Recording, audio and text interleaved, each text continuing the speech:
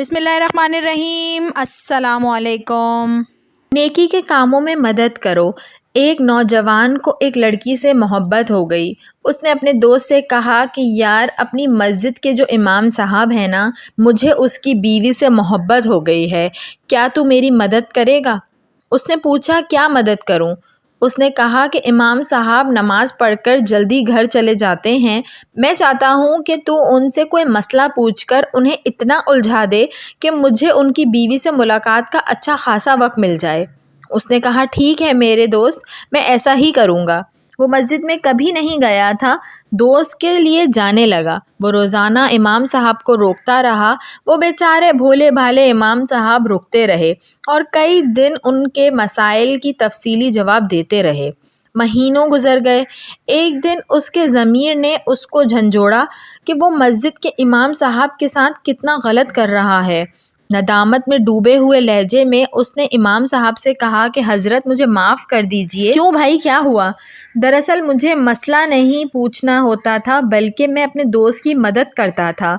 वो और आपकी बीवी एक दूसरे से मोहब्बत करते हैं। आप जल्दी घर चले जाते थे, इसलिए मौका नहीं मिलता था कि उससे मिले। उसकी मदद के लिए मैं आपको रोके रखता था। इमाम साहब मुस्कुराने लगे। उन्होंने कहा कि भाई, बड़ी अजीब बात है, अभी तक तो मेरे माँ बाप ने मेरी शादी ही नहीं की, फिर मेरी किस बीवी से तेरे दोस्त को मोहब्बत हो गई?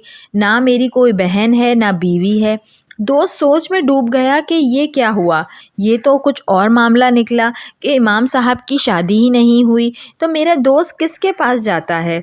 जब तहकीक की तो पता चला कि वो इमाम साहब की नहीं, बल्कि उसके ही घर जाकर उसकी बीवी के साथ मिलता था।